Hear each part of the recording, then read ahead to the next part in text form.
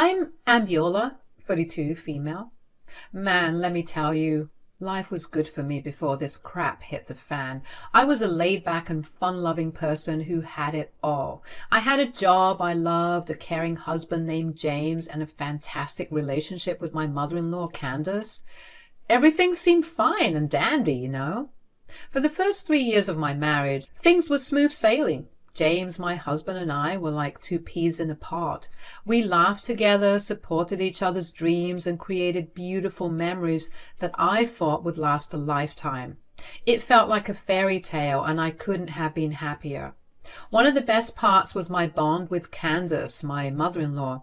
She was a gem of a woman, always welcoming me with open arms, and we'd often spend weekends chatting and sipping on some delicious tea, both figurative and literal.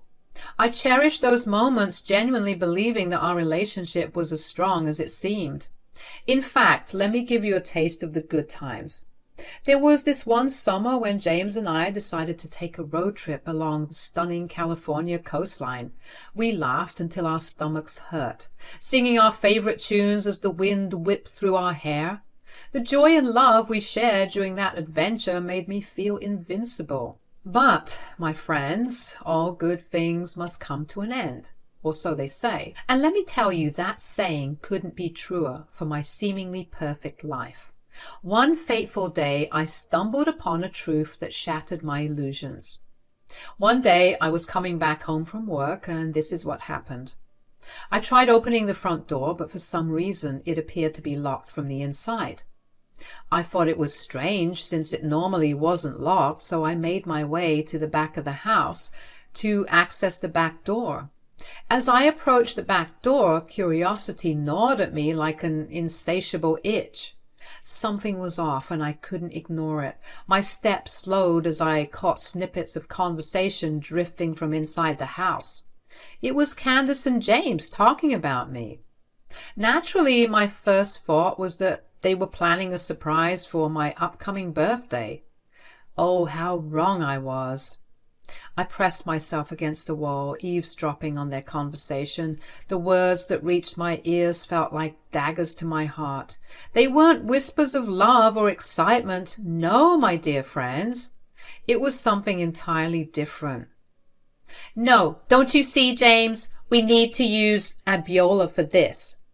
You know what, Ma? You're right. I mean, it'll be foolproof, right? Of course, no one would suspect a thing. I continued to listen intently, my spidey senses sensing something wrong with this whole conversation. My heart sank, and a surge of disbelief washed over me as I stood frozen, absorbing the words that pierced through the closed door. The two people I trusted the most were planning something sinister, and they were going to involve me. They were discussing using me as their scapegoat in a huge fraud. The very thought made my blood run cold. James's voice, once filled with love and tenderness, now dripped with deceit as he detailed their twisted plans. We'll make it look like Abiola was the mastermind behind it all. With her reputation and access to sensitive information, she'll be the perfect target. Candace's voice, usually warm and comforting, sounded cold and heartless as she chimed in.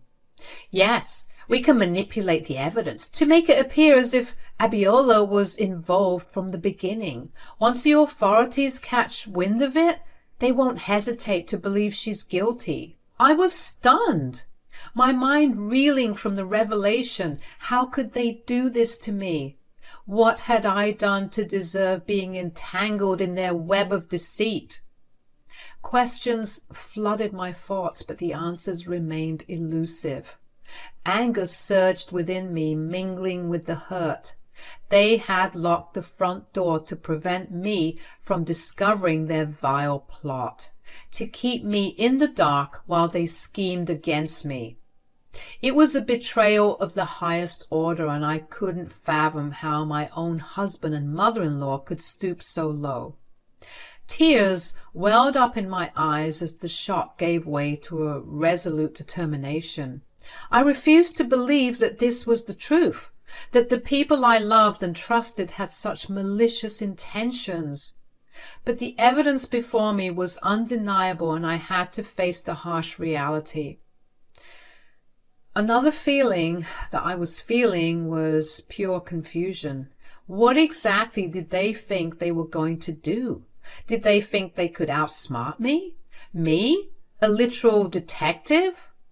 Unraveling the truth and working on cases involving people like my husband and mother-in-law was my literal job. I had the skills and knowledge to see through their deception and fight back. Hard. I took a deep breath, steeling myself for the confrontation that lay ahead. With the upper hand now, having overheard James and Candace's nefarious conversation, I made my way back to the front of the house. I dialed James's number, my heart pounding in my chest as I waited for him to answer. Hello? Hey, I am at the front door and it's locked. Can you let me in? There was a moment of silence on the other end, and I could almost sense James's surprise. Of course, babe. Coming. Sorry about that. Within moments I heard the door being unlocked and James appeared before me, a wide smile on his face as if nothing was amiss, but behind his facade I could see the darkness lurking, the knowledge of his treachery weighing heavy on my heart. I played the part, pretending to be unaware of the conversation I had just overheard. Hey, babe, I thought you were out. James beamed at me, his eyes glimmering with deceit. I just finished work early, so I decided to come back home and relax. As we exchanged pleasantries, my mind raced with conflicting emotions. Candace's presence in the kitchen only added to the turmoil. She played the doting mother-in-law, offering kind words and well wishes. I played along, engaging in small talk, while inside I seethed with anger and sadness. Once Candace bid her farewell and left for the evening, I found solace in the bathroom. The familiar walls provided a temporary refuge as I allowed myself to break down, tears streaming down my face. It was a stark contrast to the stoic demeanor I maintained in my detective work, a reminder that even the safest of spaces could be tainted by deceit. In that vulnerable moment, I vowed to gather more evidence, to dig deeper into the web of lies that had entangled my marriage and my relationship with Candace. I couldn't let their wicked plans come to fruition. It was time to unveil their true intentions, protect myself, and seek justice. Wiping away my tears, I emerged from the bathroom with renewed determination.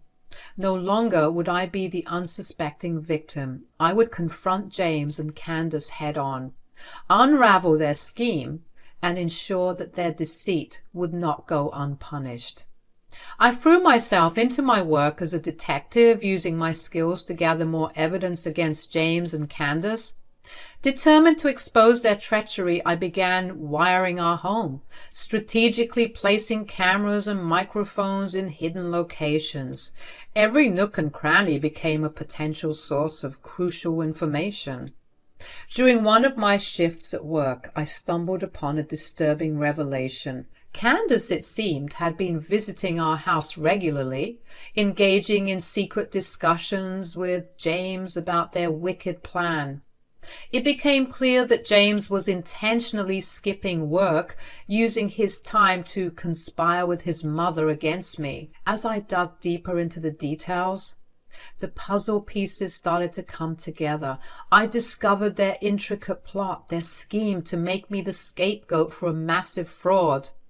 It sickened me to the core, realizing that the man I once loved and the woman who had treated me with kindness were capable of such betrayal. Each day brought new revelations, and I diligently collected and documented the evidence. I became a master of organization, meticulously compiling every incriminating piece of information. My determination only grew stronger with each discovery, fueling my desire to expose their deceit and protect myself from their malicious intentions. The wires and cameras became my allies, capturing every interaction, every whisper that unfolded between James and Candace.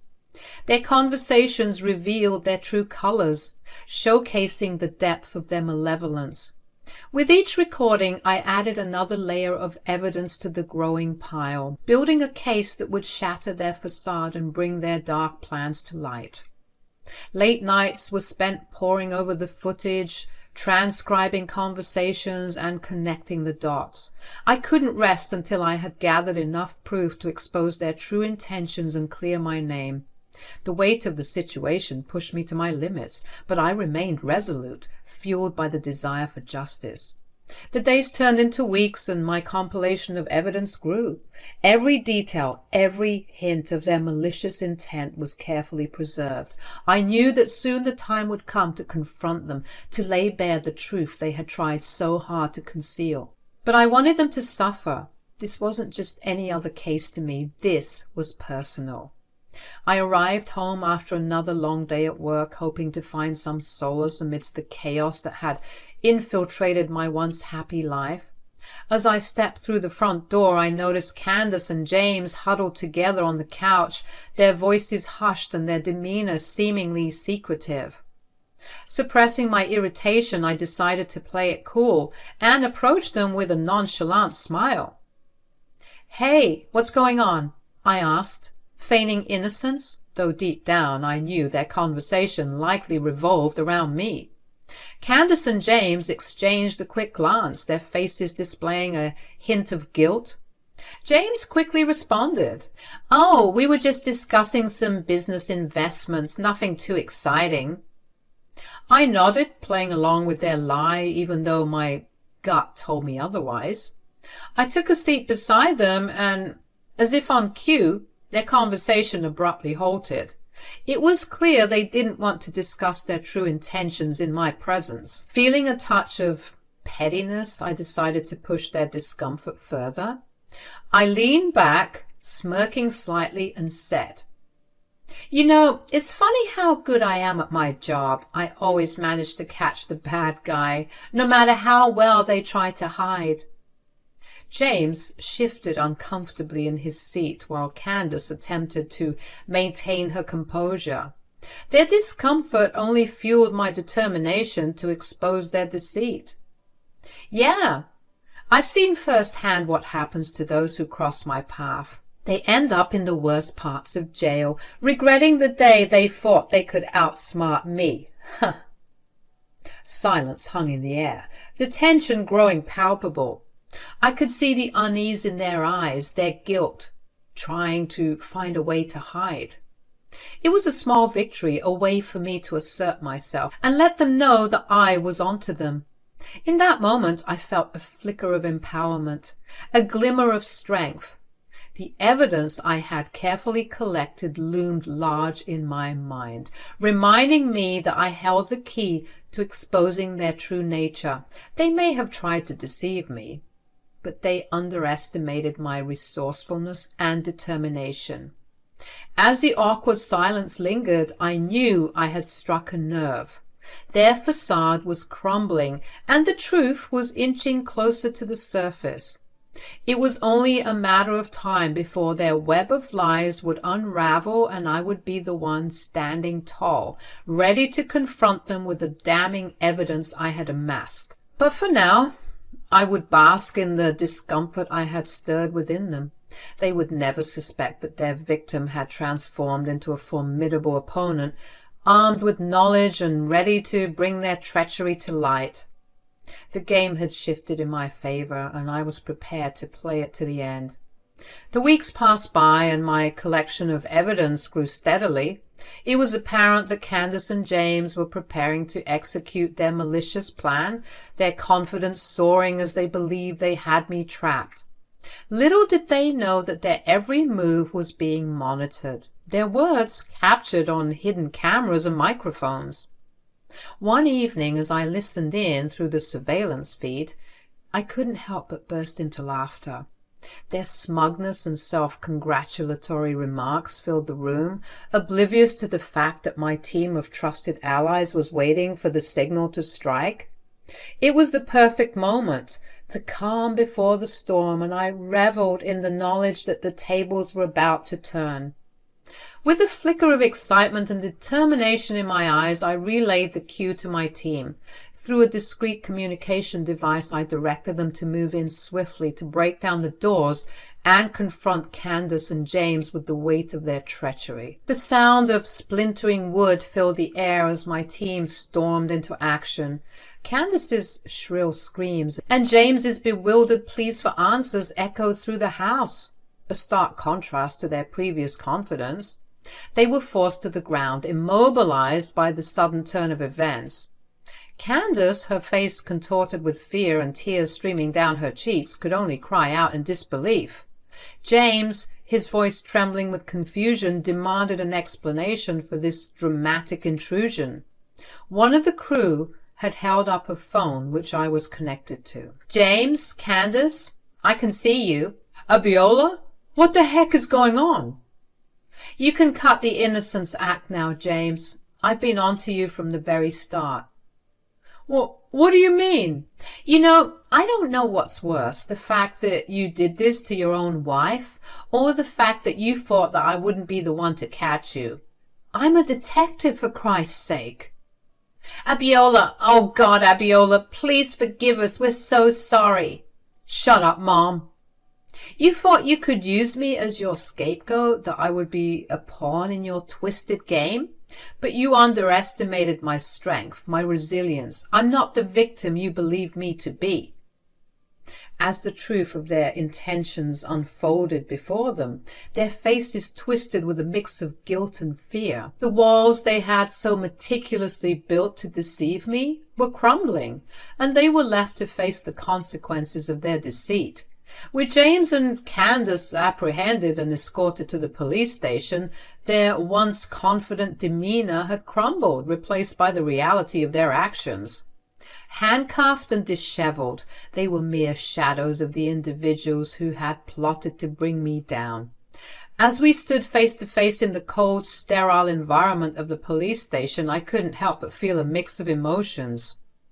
Part of me pitied them, recognizing the desperation and misguided choices that had led them to this point. But their apologies fell on hardened ears, for I knew that I had to protect myself and maintain the distance that their deceit had forged between us. "You thought you could destroy my life with your fraudulent schemes, but I refused to sacrifice my hard-earned reputation for the likes of you." James and Candace pleaded with me, their voices filled with remorse and regret. They begged for forgiveness, their words an outpouring of desperation to salvage any semblance of the relationships we once shared. But their pleas fell on deaf ears, for the trust they had shattered could never be fully repaired. The officers stood nearby, their watchful eyes ensuring the safety and order of the situation. Sensing that the time for further conversation had passed, I instructed them to take James and Candace away to face the legal repercussions of their actions. As they were led away, their expressions filled with a mixture of shame and resignation. I couldn't help but reflect on the journey that had brought us to this point. What once seemed like a perfect life had been tainted by deceit and betrayal. The web of lies they had woven had unraveled, leaving behind a tangled mess that required time and healing to mend. Walking away from the station, I felt a sense of liberation and relief. The weight of their deceit had been lifted from my shoulders, allowing me to move forward and rebuild my life on the foundation of truth and resilience. Their attempt to ruin me had only served to strengthen my resolve and reinforce my commitment to justice. As the divorce proceedings with James commenced, I was determined to sever all ties with the man who had once been my partner in life. The legal process mirrored the dissolution of our trust and love, leaving me with a sense of finality and closure. While James awaited trial for his crimes, I focused on rebuilding my life, free from the toxic influence that had plagued our relationship. The courtroom became my stage as I sat confidently in the front row during both Candace and James's trials. Their pitiful glances and attempts to garner sympathy were met with a smirk and a wave, a silent reminder of the strength I had found within myself. No longer would I allow their actions to define me or hold power over my emotions. James, who had once been my rock, was revealed as a snake in the grass. The resentment I held towards him simmered beneath the surface, fueling my determination to move forward without looking back. I realized that his deceit and betrayal were never a reflection of my worth, but rather a manifestation of his own character flaws. As I navigated the aftermath of James and Candace's trials, something unexpected happened. Word spread about my role in unraveling their deceitful schemes, and recognition started pouring in. Colleagues, friends, and even strangers admired my courage and resilience in taking down my own family members. It was a difficult thing to do, exposing the dark underbelly of my own blood, but I knew it was necessary for my own liberation. The local news caught wind of the sensational story, and I found myself being interviewed about the ordeal. Reporters praised my bravery and determination, emphasizing the significance of bringing justice to those who had deceived me. It was humbling to receive such recognition, knowing that my actions had resonated with others who had faced similar betrayals. My superiors at work took notice as well. They saw in me not just a detective, but a symbol of strength and integrity. I was commended for my unwavering commitment to upholding the law, even in the face of personal turmoil. The promotion that followed was not just a reward for my professional capabilities, but also a validation of my character and resilience. Meanwhile, behind the bars of their prison cells, James and Candace faced the grim reality of their future. Gone were the days of their lavish lifestyle and deceitful escapades. They were left to grapple with the consequences of their actions, imprisoned by their own greed and manipulation.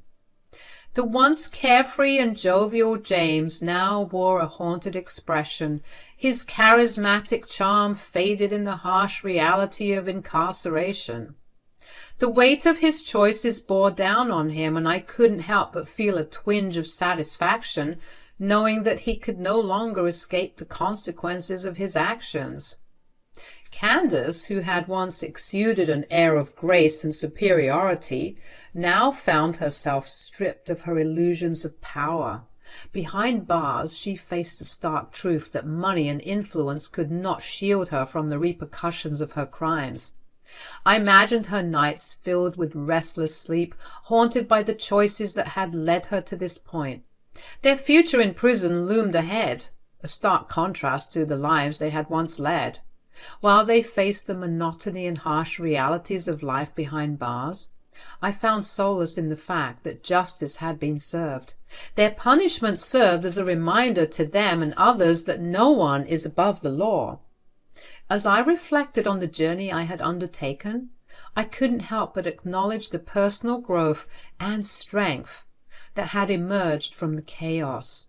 Taking down my own family members was not an easy task, but it had unleashed a resilience within me that I hadn't known existed.